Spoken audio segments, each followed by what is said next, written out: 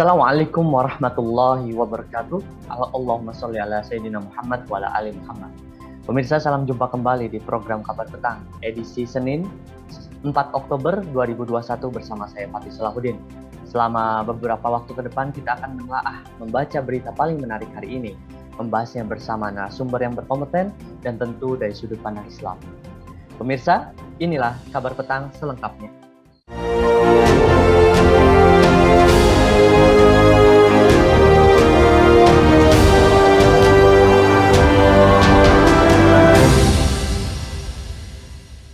Kondisi umat Islam di berbagai negara seperti Palestina, Uighur, Rohingya, Suriah, Yaman, India, dan lainnya telah mengalami penindasan, pembunuhan, genosida, pemerkosaan, penyalahgunaan kehormatan, dan kemiskinan.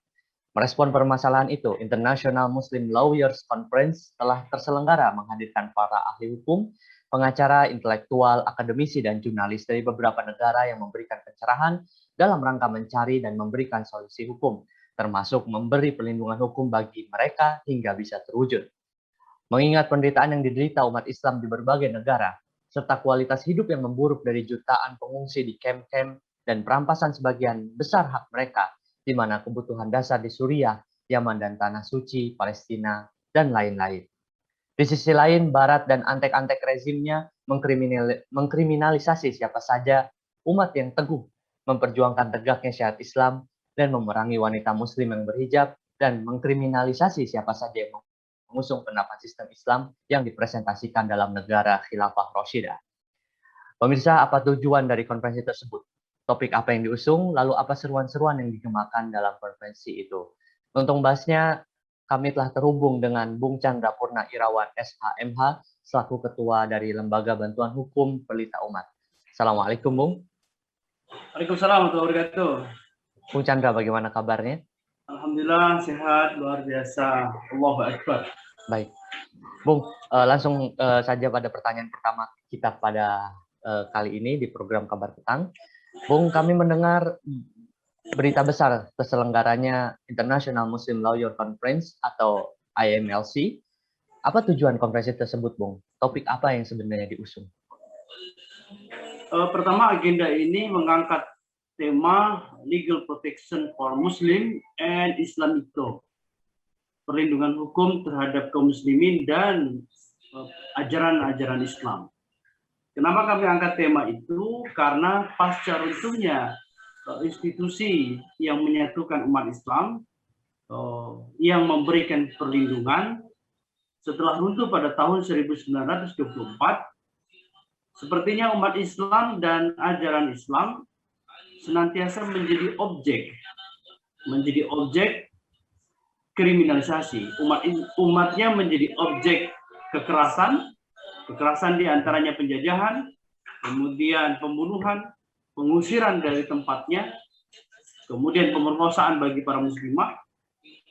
Itu dari sisi kaum muslimin. Sementara dari sisi ajaran Islam, ini pun juga tidak luput. Misalnya ajaran syariah Islam, kemudian niqab, syariah, hijab, kemudian jihad dan khilafah, salah satunya diantaranya, itu kemudian senantiasa menjadi objek monsterisasi dan kriminalisasi, bahwa seolah-olah ajaran Islam tersebut adalah sesuatu yang kemudian tercela, sesuatu yang kemudian buruk sehingga mesti dijauhi dan ditinggalkan. Nah, padahal ini adalah ajaran dari Islam. Nah, inilah kita angkat tema itu sehingga penting bagi para kaum muslimin untuk mengetahui kondisi ini, termasuk bagi para lawyers, para praktisi, akademisi, dan siapapun yang bergelar sarjana hukum untuk melakukan istilahnya pembelaan terhadap kaum muslimin dan ajaran Islam.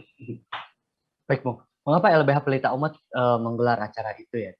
Lalu pesan apa sebenarnya yang ingin disampaikan dalam penyelenggaraan konferensi tersebut?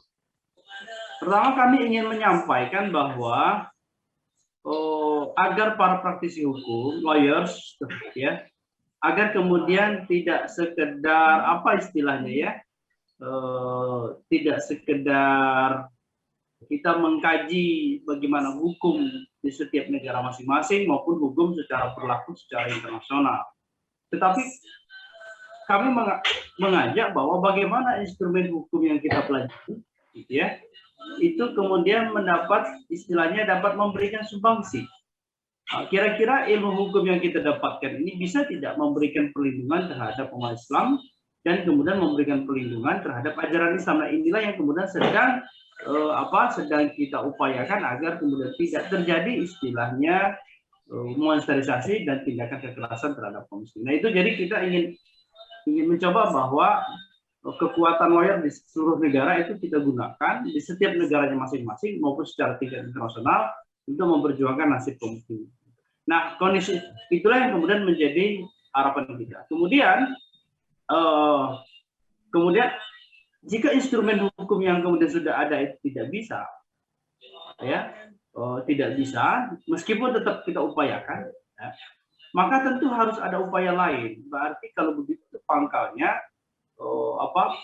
bahwa perlunya sebuah institusi, ya begitu ya, institusi yang kemudian dapat memberikan perlindungan itu. Karena kita tahu sendiri bahwa hukum itu adalah produk politik. Seperti hukum internasional itu produk politik dari negara-negara besar, ya, itu sehingga agak sulit rupanya kita berharap pada hukum internasional. Meskipun sulit, tetap kita harus upayakan itu, tetap kita gelorakan opininya, kita pertentangkan bahwa secara hukum internasional dalam pasalnya begini-begini, ya, misalnya begitu penjajahan itu harus dihilangkan, tetapi pada faktanya negara-negara besar yang sudah melahirkan aturan-aturan itu ternyata melanggar aturan yang mereka buat. Nah, ini yang kemudian sedang kita upayakan pertentangkan di setiap negara masing-masing. Begitu. Baik, Bung. Terkait yang seperti apa yang Bung Chandra tadi singgung bahwa umat Islam butuh perlindungan dari penindasan di banyak daerah yang umat Islam tinggali. Lalu pelindungan terhadap ajaran-ajaran Islam seperti niqab, seperti khilafah katakanlah, Bung. Apa yang diharapkan dari semua itu? Apa yang bisa dilakukan dari konvensi ini? Dan apa yang harus atau apa yang bisa kita lakukan ke depannya, Bung? Pertama begini, bahwa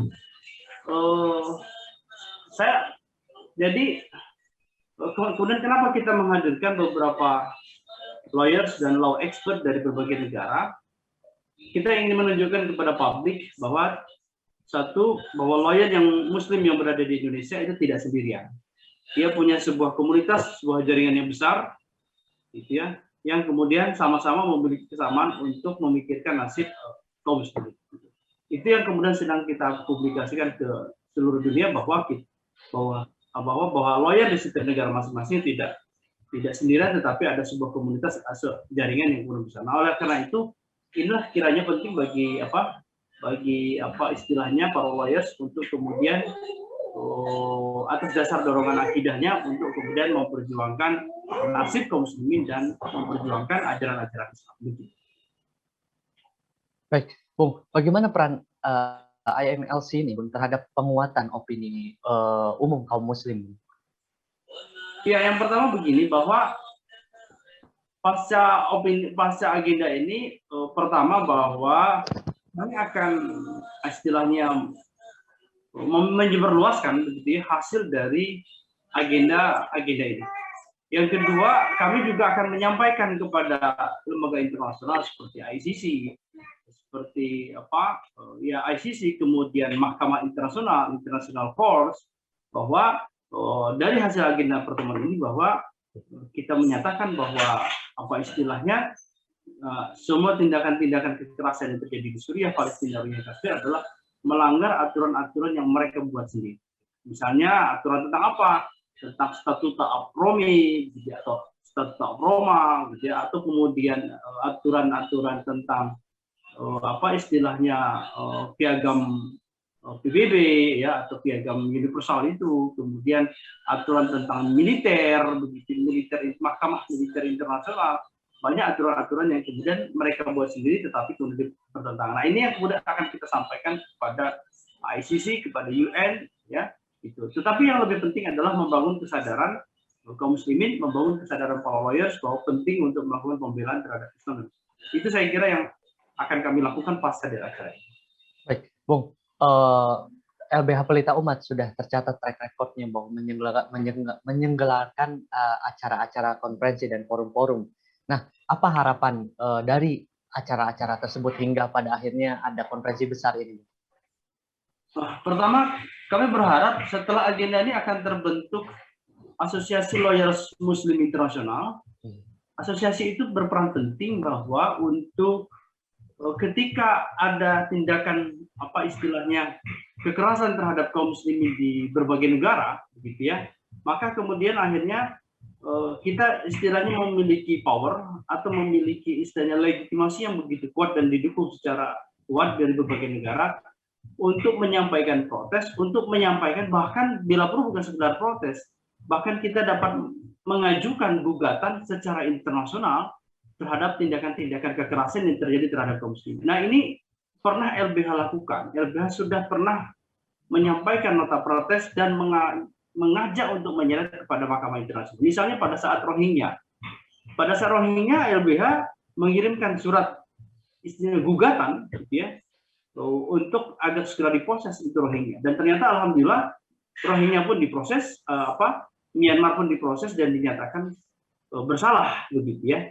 Gitu. Meskipun eksekusi dari putusan itu belum jelas, tetapi setidaknya secara opini bahwa Myanmar dinyatakan bersalah dalam konteks Rohingya. Kemudian dalam konteks Uighur pun LBH juga menyatakan gugatan terhadap internasional Mahkamah Internasional begitu ya. Kita menyatakan bahwa itu telah melanggar. Dan alhamdulillah kemudian akhirnya ini pun disidangkan di dalam Mahkamah Internasional dan di dalam International Criminal Court. Nah ini, meskipun eksekusinya juga belum tentu bisa, tetapi secara opini sudah kita bisa bentuk bahwa ternyata mereka ini pelanggar hukum yang mereka buat sendiri. Baik, terakhir Bung, menjawab problem dan tantangan umat. Apa yang harus dilakukan oleh para aktivis dan umat pada umumnya, Bung? Yang harus dilakukan oleh umat Islam, terutama lawyers, begitu ya. Pertama, satu harus istilahnya memperdalam ajaran Islam kita sendiri, bahwa ajaran Islam yang kita pelajari ini ternyata tidak sebatas sholat, zakat, puasa, tetapi ada yang lebih mendalam, ada yang lebih detail yang mungkin belum kita pelajari. Apa itu? Bagaimana sistem peradilan di dalam Islam, sistem pembuktian. Sistem pembuktian itu kalau di dalam pengadilan sangat penting. Kenapa? Karena biasanya lawyer sudah tidak aneh dengan istilah pembuktian di dalam pengadilan. Nah, itu kan harus kita kaji di dalam Islam. Bagaimana sistem pembuktian di dalam Islam? Bagaimana sistem peradilan? Bagaimana kemudian sistem pemerintahan? Gitu ya. Itu semua adalah makanan sehari-hari mestinya lawyers begitu ya. Nah, dalam konteks ini adalah Islam saya kira perlu untuk dikaji bagi para lawyers begitu ya. Nah, itu saya kira. Baik, Bung. Terima kasih, Bung, atas waktunya bisa hadir dalam diskusi di program Kabar Petang pada hari ini. Terima kasih, saya pamit. Waalaikumsalam warahmatullahi wabarakatuh. Pemirsa Kabar Petang, semoga Anda mendapatkan banyak manfaat dari acara kami. Sampai bertemu lagi di jam dan channel yang sama setiap hari. Jangan lupa untuk subscribe, like, dan share channel ini. Akhirnya, saya Fatih Salahuddin. Bersama kru yang bertugas, mohon undur diri. Wassalamualaikum warahmatullahi wabarakatuh.